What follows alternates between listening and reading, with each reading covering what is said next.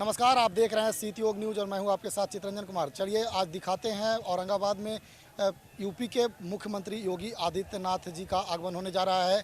चलते हैं और योगी आदित्यनाथ जी को सुनते हैं कि औरंगाबाद में वो सुशील सिंह के समर्थन में प्रचार करने आए हैं, वो क्या कहते हैं। जिंदाबाद जिंदाबाद जिंदाबाद जिंदाबाद जिंदाबाद जिंदाबाद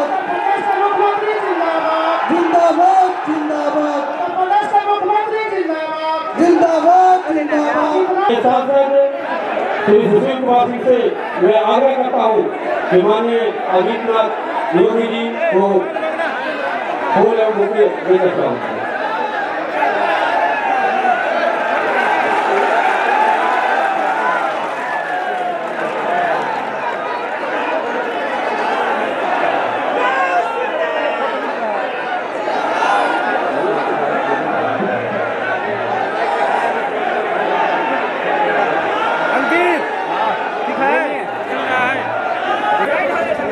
इनका भगवान भास्कर की धरती पर पहली बार पदार्पण हुआ है।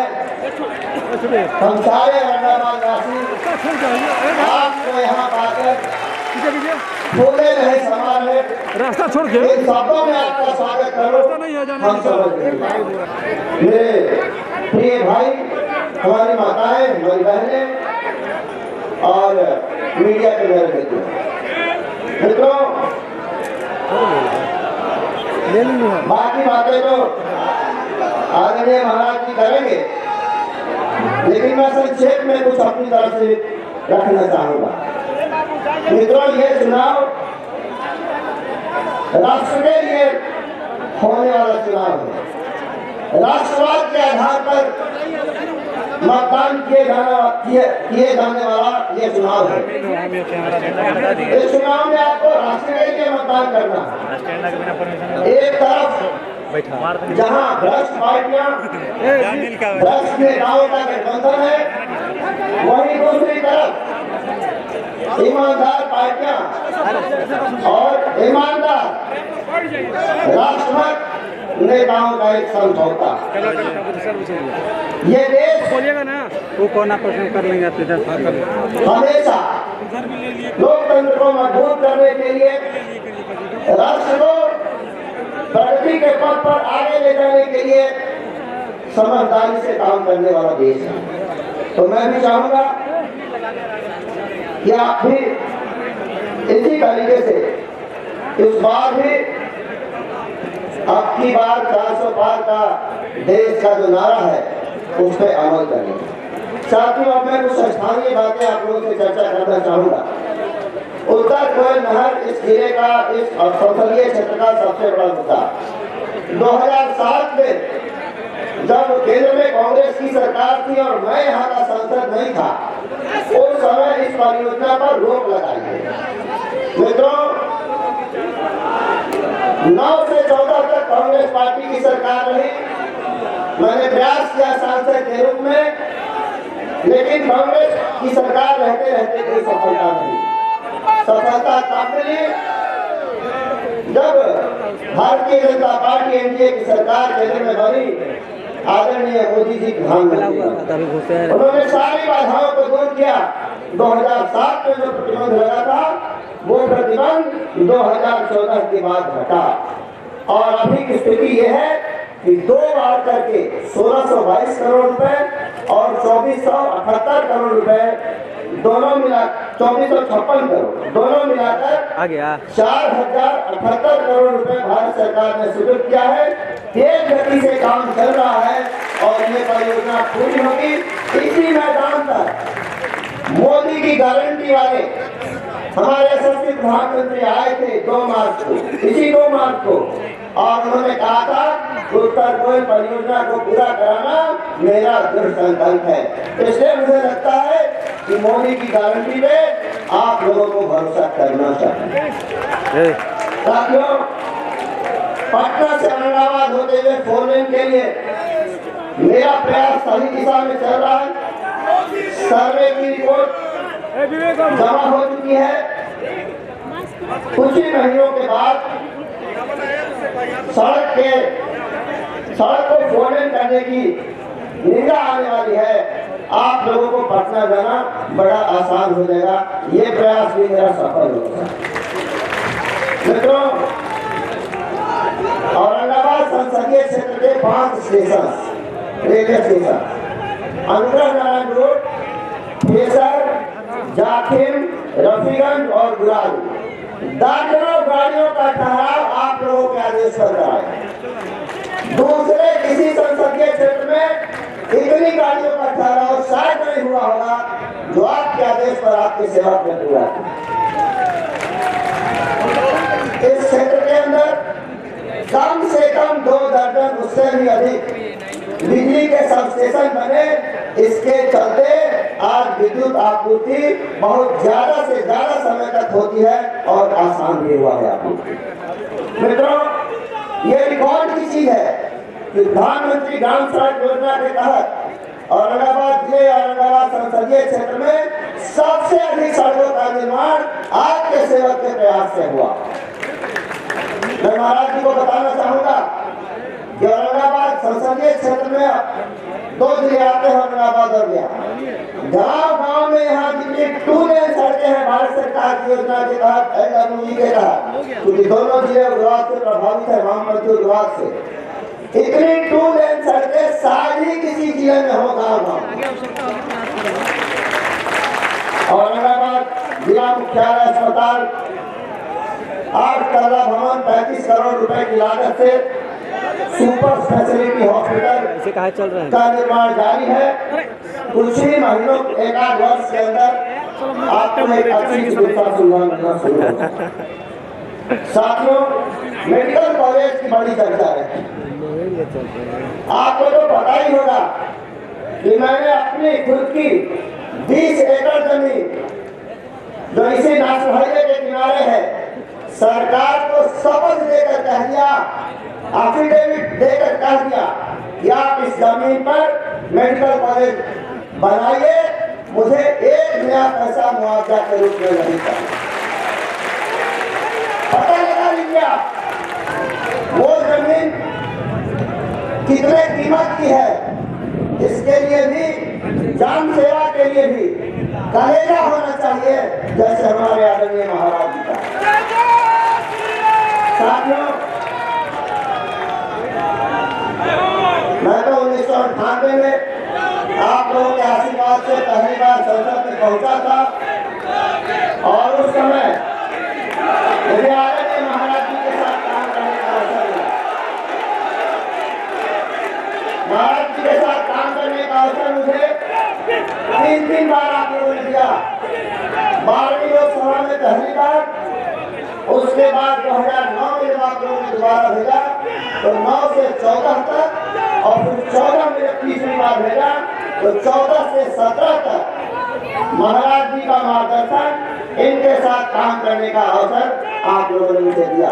इसलिए मैं महाराज जी को बहुत अच्छी तरह से जानता। साथियों,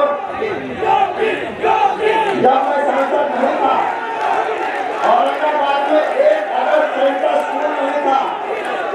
2010 में यहाँ केंद्रीय विद्यालय मैंने करवाया अपने प्रयास से, और 2014 से 19 के बीच में इसी संसदीय क्षेत्र में एक केंद्रीय विश्वविद्यालय की स्थापना मेरे प्रयास से हुई। इसी संसदीय क्षेत्र के टिकारी ब्लॉक में, गया जिले में साउथ बिहार सेंट्रल यूनिवर्सिटी है, जहाँ देश भर के बच्चे आज अध्ययन करते हैं। बच्चे साथियों,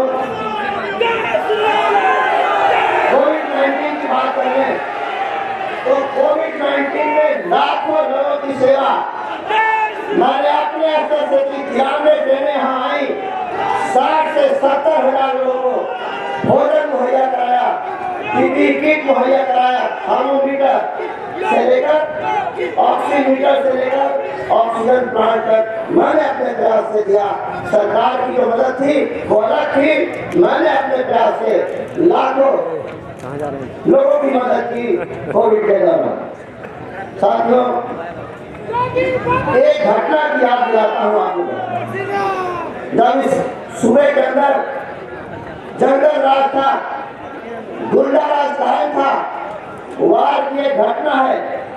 अग्रवाल परिवार के एक छोटे से बच्चे का अपहरण कर लिया गया। वो परिवार बहुत ज्यादा धनी नहीं था, साधारण परिवार था। उसके पिता के पास इतने पैसे नहीं थे जितना फिरौती अपराधी मांग रहे थे, अपहरणकर्ता मांग रहे थे। मित्रों, उसने अपने ससुराल से, अपने ससुर से फिरौती की। वो पैसा लेकर आते हैं बाहर, लातेहार से उस बच्चे के नाना पैसा लेकर फिरौती देने के लिए आते हैं। लेकिन जब वो पिता उसके ससुर यानी बच्चे के नाना फिरौती देने के लिए जाते हैं अपराधियों के पास, अपराधी उसी गुंडाराज के, उसी पार्टी के समर्थक थे। गलती उस बात से ये हो गई कि वो पहचान के अपराधियों को और उसके मुंह से निकल गया कि आप ही लोगों ने ऐसा किया है, आप लोगों को मेरे साथ ऐसा नहीं करना चाहिए था। नतीजा क्या हुआ? अपराधियों ने पैसा तो ले ही लिया, बच्चे की भी हत्या कर दी, उसके बाप की भी हत्या कर दी, उसके नाना की भी हत्या कर दी, ताकि उनकी बात बाहर तक नहीं जा सके। मित्रों, मैं आप लोगों को कहना चाहूंगा, उस घटना में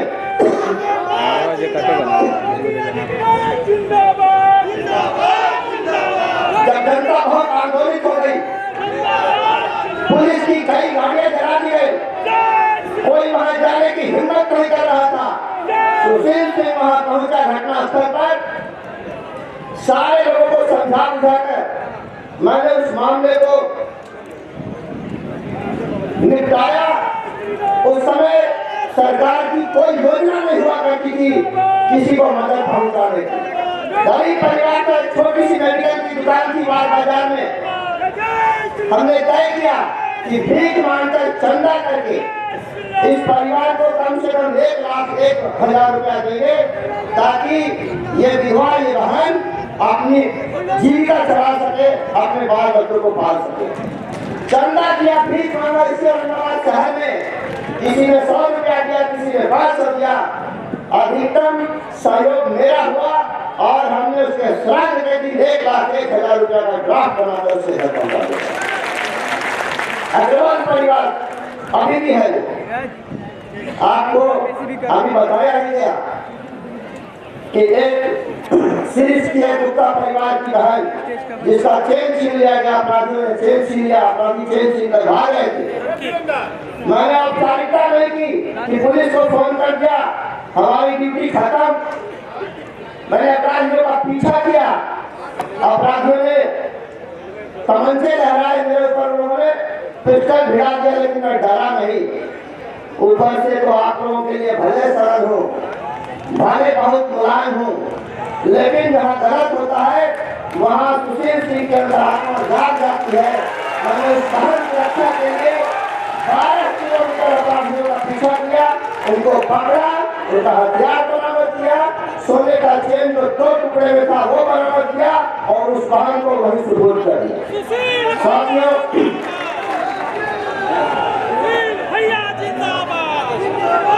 मेरे विषय में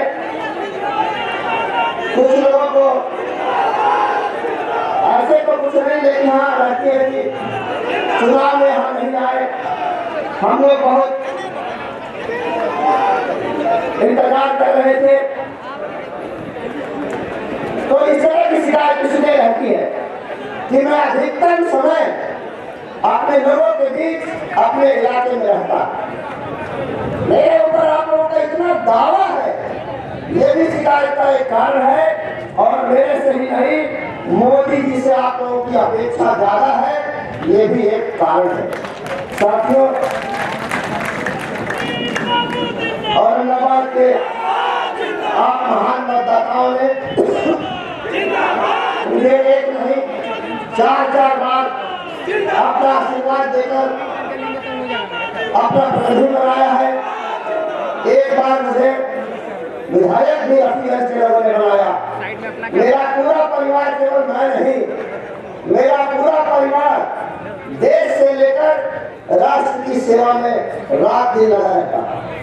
मैं रहूं ना रहूं, मेरे परिवार के लोग भी आप लोगों की याद मदद करते हैं, सेवा करते हैं और जो हो सकता है वो काम भी करते हैं। मेरे छोटे भाई जो भारतीय फौज में थे, कर्नल से रिटायर हुए इन्फेंट्री में थे। अभी जब डोकलाम की घटना हुई थी उस समय वो सेवा में थे, रिटायर नहीं हुए। डोकलाम की घटना होने के बाद स्थिति हिंदुस्तान और चाइना के बीच बहुत तनावपूर्ण हो गई थी। ऐसा लग रहा था जैसे युद्ध होकर रहेगा।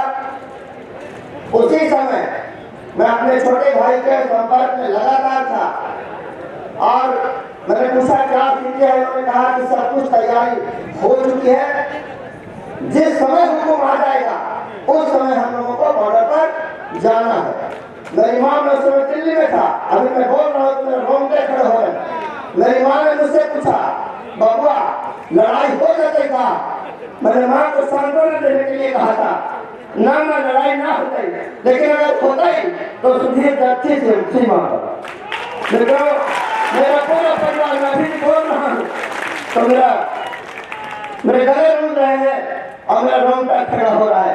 इसीलिए मैंने कहा कि मेरा पूरा परिवार आप लोगों की सेवा में और देश की सेवा में लगा रहता है। साथियों, मैं जहाँ कहीं जाता, जिसके पास भी पहुँचता, वहाँ औरंगाबाद के लिए और बिहार वासियों के लिए कुछ न कुछ जरूर मांगता। मैं गया था महाराज जी से मिलने। सपा की सरकार जब उत्तर प्रदेश में थी, अभी नवरात्र का महीना चल रहा है, आज सप्तमी का दिन है। यहाँ से लाखों लोग माँ विंध्यवासिनी के दरबार में मत्था टेकने जाते हैं। उस समय स्थिति क्या थी? बनारस बाईपास से मिर्जापुर होते हुए विंध्याचल पहुंचना बड़ा कठिन। बनारस के आगे से जाइए और यहाँ से विंध्यवासिनी दरबार तक पहुंचना बड़ा कठिन। अभी महाराज जी उस दरबार को सजा रहे हैं। रास्ता बहुत खराब था। महाराज जी ने मुझसे पूछा, सुशील बताइए किधर आए हैं? मैंने कहा महाराज जी आपके दर्शन के लिए आशीर्वाद किया है। नहीं कुछ काम हो तो बताइए। मैंने कहा मेरा तो कोई अपना काम नहीं है, लेकिन बिहार के लोग प्रतिवर्ष नवरात्र में या ऐसे ही लाखों की संख्या में मां विंध्यवासिनी के दरबार को आते हैं। दो सड़कें हैं, दोनों खराब हैं। आज मुझे बताते हुए खुशी हो रही है कि दोनों तरफ से विंध्यवासिनी के दरबार तक पहुंचने के लिए महाराज जी ने 4 लेन सड़कों का निर्माण करा दिया है।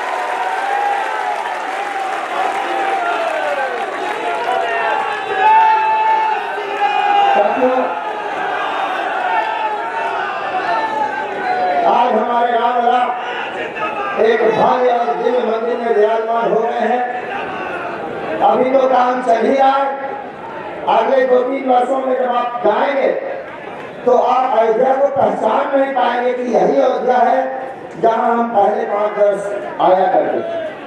मित्रों, समय का अभाव है, इसलिए मैं अंतिम बात कहकर अपनी बात को समाप्त करूंगा। 1998 से 2024 यानी लगभग 26 वर्ष मुख्य धारा में रहते रहते हुए आप लोगों की मेरी सेवा, मेरे जीवन का एक ही लक्ष्य, एक ही संकल्प है, पूरी ईमानदारी बरतते हुए, आप लोगों को पूरा सम्मान देते हुए आपकी सेवा करना, यही मेरे जीवन का लक्ष्य है। साथियों, 36 साल लंबा अंतराल होता है, लंबा कार्यकाल होता है। 36 साल में एक दाग जो सुशील सिंह के ऊपर लगा हो, चोरी का, घुसखोरी का, कमीशनखोरी का, अहंकार का, क्षेत्र में नहीं रहने का, लोगों से नहीं मिलने का, तो मैं आप लोगों के सामने नतमस्तक हूँ आप लोगों के सामने। लेकिन मैंने आप लोगों का प्यार जीता है, आप लोगों का विश्वास जीता है, आप लोगों का भरोसा जीता है। यही कारण है कि अशोक जी कह रहे थे, एक बार में एंटी इनकम्बेंसी हो जाती है, एक बार में लोग नाराज हो जाते हैं। यहाँ तो 5 बार के बाद मैं 6ठी बार आप लोगों के सामने आशीर्वाद के लिए आया और ये क्रम जारी रहेगा। जिस प्रकार से मोदी जी की गारंटी है, उसी तरह से पूरी ईमानदारी के साथ पूरा सम्मान देते हुए आप लोगों की सेवा, ये सुशील सिंह की गारंटी है। इन्हीं शब्दों के साथ आप सबों को बहुत बहुत धन्यवाद। और अब आप मेरे आदरणीय, मेरे पूज्य महाराज जी को सुनना चाहेंगे, धैर्य से सुनेंगे। धन्यवाद। भारत माता की, भारत माता की जय श्री राम, जय श्री राम। अब हम जी का भाषण सुनने के लिए यहाँ पर ललायत हैं। ऐसे उत्तर प्रदेश के माननीय मुख्यमंत्री श्री आदित्यनाथ योगी जी से मैं आग्रह करता हूँ कि हम लोगों को मार्गदर्शन करें, संबोधन करें। जय श्री राम। सर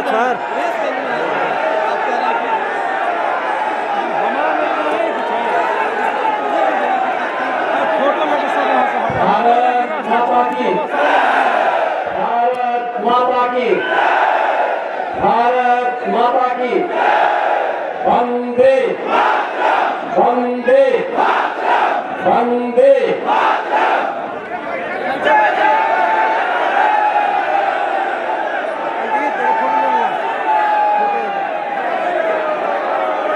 विश्व प्रसिद्ध सूर्य मंदिर, फोटो पे क्लिक कीजिए, फोटो मारा जाएगा। ओमकेश्वरी माता और देवकुंड और क्लोज करें के पवित्र भूमि के हम नमन करेंगे।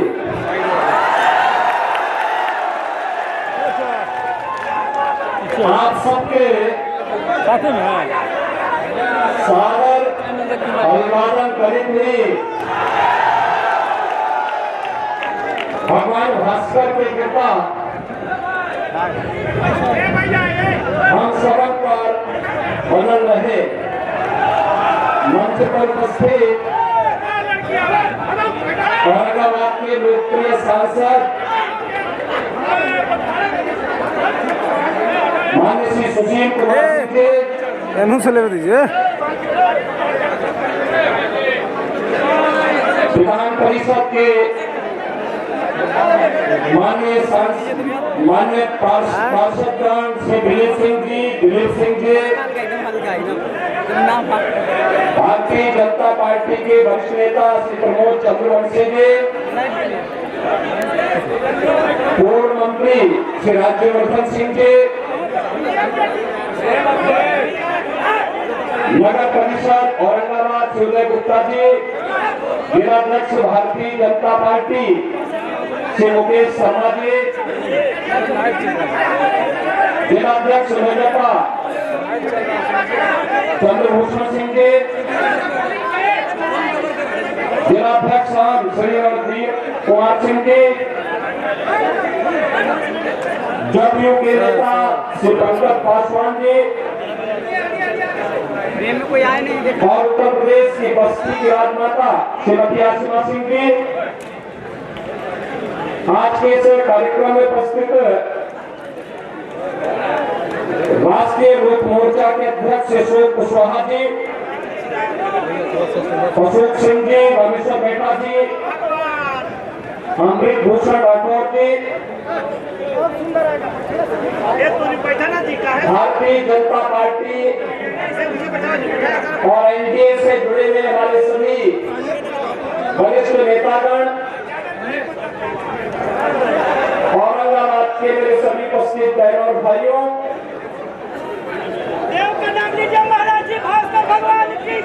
बिहार के चित्तौड़गढ़ के रूप में जाने जाने वाला हमारा औरंगाबाद इस सौर्य भूमि को नमन करता हूं। जिस भूमि में बिहार की विभूति श्री अनुग्रह नारायण सिन्हा जैसे महापुरुषों को जन्म दिया हो, इस पावन धरा को नमन करते हुए मैं आप सबका हृदय से अभिनंदन करता हूं। भाइयों,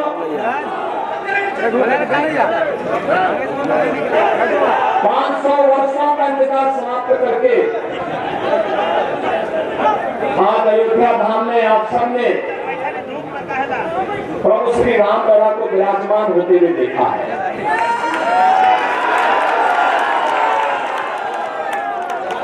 और स्वाभाविक रूप से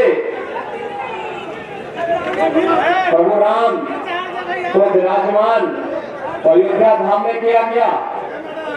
लेकिन उत्साह और उमंग बिहार के अंदर था।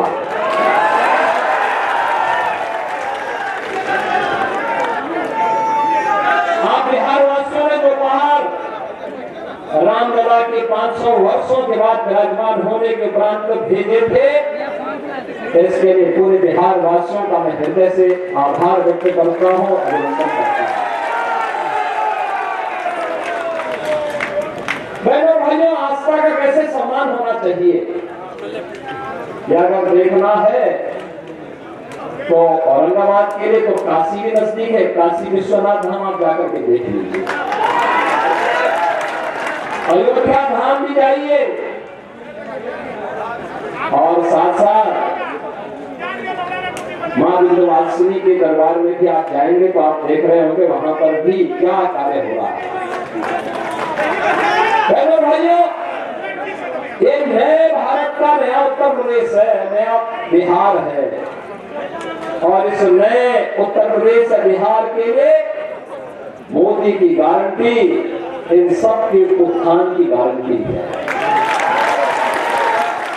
कल भारतीय जनता पार्टी ने अपना संकल्प पत्र जारी किया, और संकल्प पत्र में जो बातें कही है, विकसित भारत। विकसित भारत का मतलब विकसित बिहार। और बहनों भाइयों, आपने देखा होगा मोदी जी के नेतृत्व में 10 वर्ष में बदलते हुए भारत को आपने देखा, एक नए भारत का दर्शन हो रहा है, दुनिया में भारत का सम्मान बढ़ा है, भारत की सीमाएं सुरक्षित हुई है, आतंकवाद और नक्सलवाद की समस्या का समाधान हुआ है। जम्मू कश्मीर के अंदर जहां धारा 370 लगा करके कांग्रेस ने भारत के शेष भारत के नागरिकों का कश्मीर जाने को प्रतिबंधित कर दिया था, जिसके लिए डॉक्टर श्यामा प्रसाद मुखर्जी को अपना बलिदान देना पड़ा था। और उस समय उन्होंने 1952 में नारा दिया था, एक देश में 2 प्रधान, 2 विधान, 2 निशान नहीं चलेंगे, नहीं चलेंगे।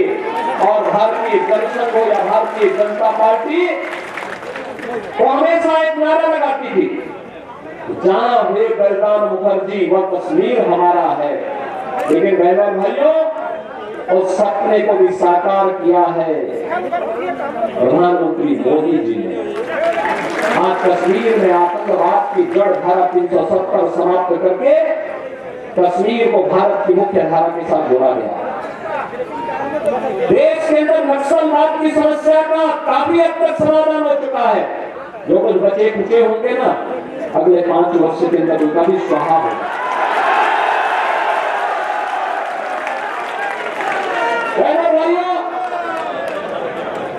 देश के अंदर इंफ्रास्ट्रक्चर कैसे होना चाहिए, 4 लेन और 6 लेन के हाईवे, रेलवे,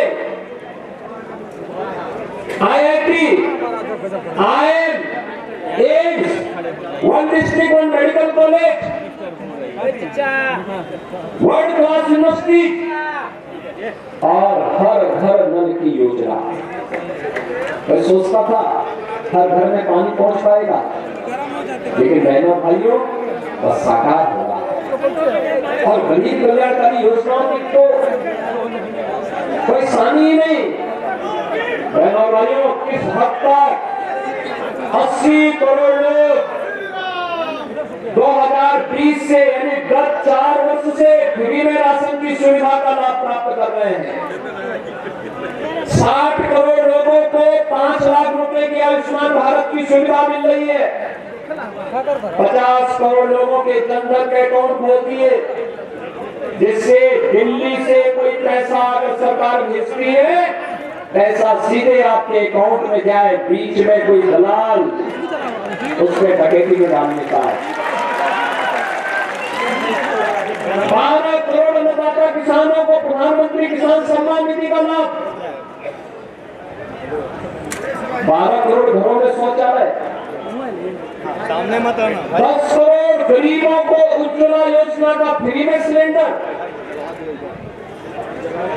और 4 करोड़ लोगों को सिर ढकने के लिए एक एक पक्का मकान प्रधानमंत्री आवास योजना में। बहनों और भाइयों, हम लालू जी से कहेंगे कि आप संख्या बढ़ाइए, यहाँ मकान तो फ्री में मोदी जी गरीब है।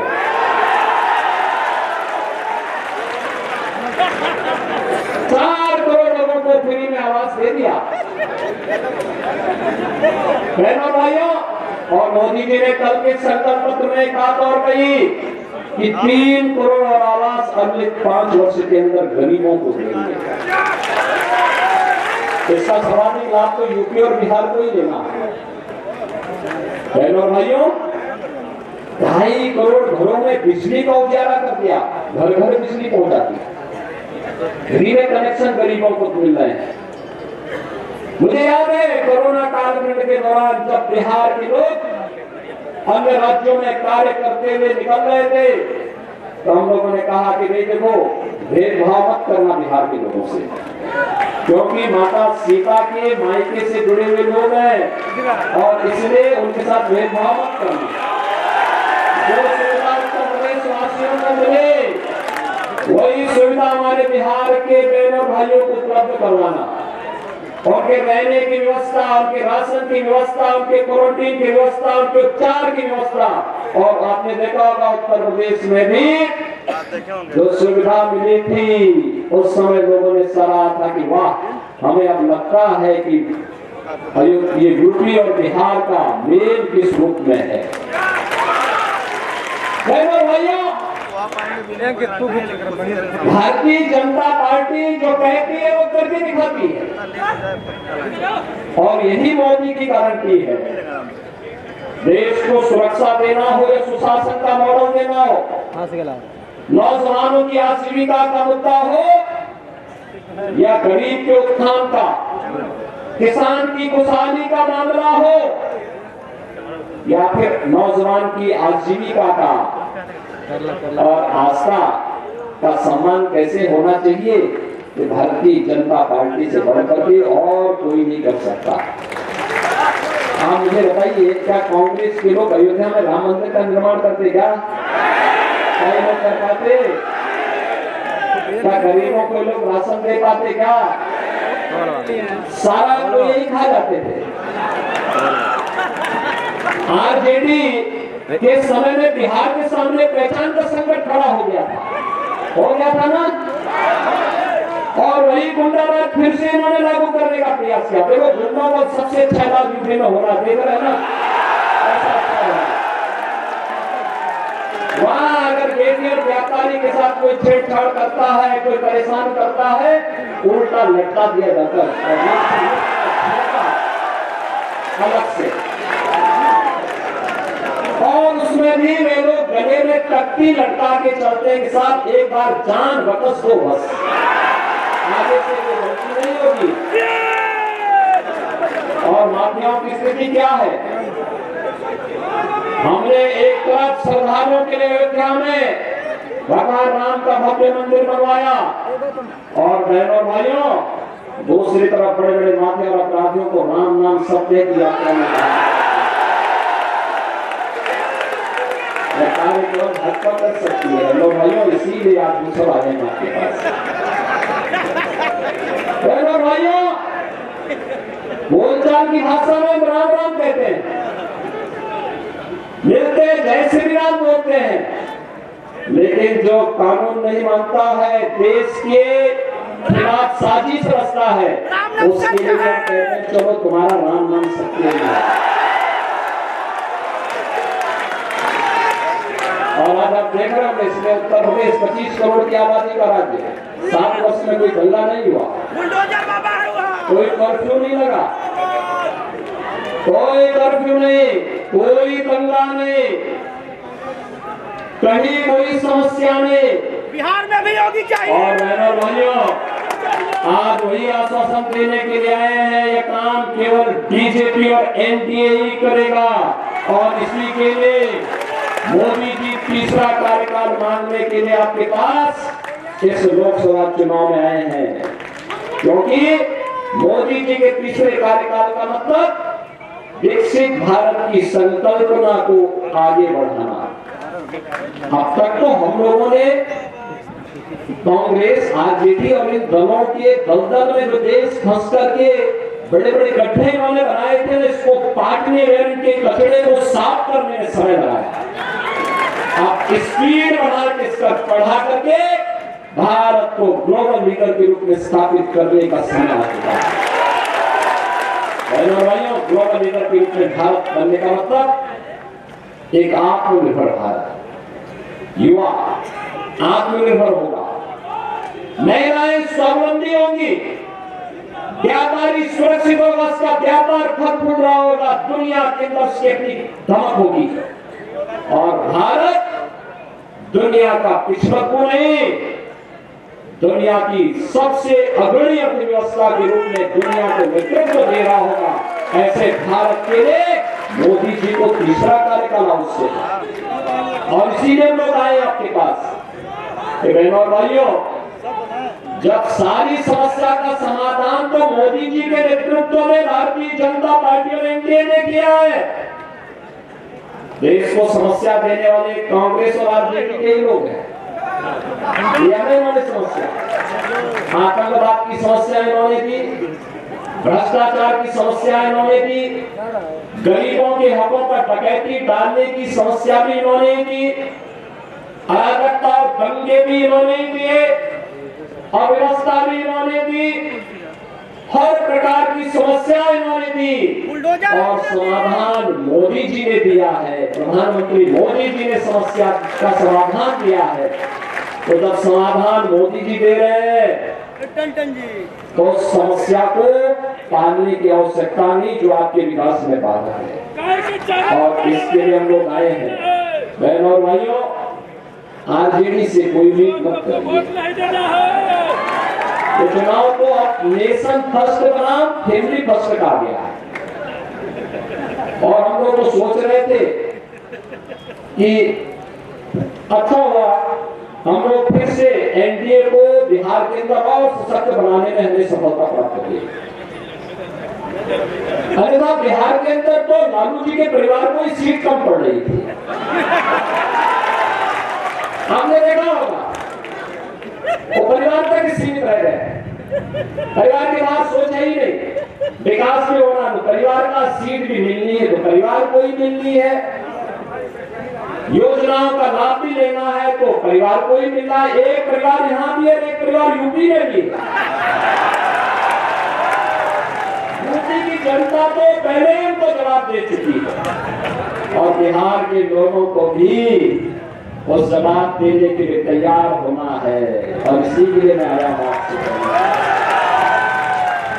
भाइयों, यूपी और बिहार का संबंध तो चोरी दामन का संबंध है, कभी अलग न होने वाला संबंध है। हमारे यहाँ जब बोलते भी है संबोधन में तो हम बोलते हैं जय सीताराम, पहले माता सीता का नाम लेते हैं तब राम का नाम लेते हैं, यही हमारा संबोधन है। तो ये संबंध तो दोनों राज्यों के संबंधों को जोड़ करके मोदी जी के एक भारत श्रेष्ठ भारत के अभियान को आगे बढ़ाता है, और एक भारत श्रेष्ठ भारत के लिए मोदी जी का तीसरी बार प्रधानमंत्री बनना आवश्यक है, और मोदी जी का तीसरी बार प्रधानमंत्री बनाने के लिए औरंगाबाद से श्री सुशील कुमार सिंह जी को फिर से सांसद बनना आवश्यक है।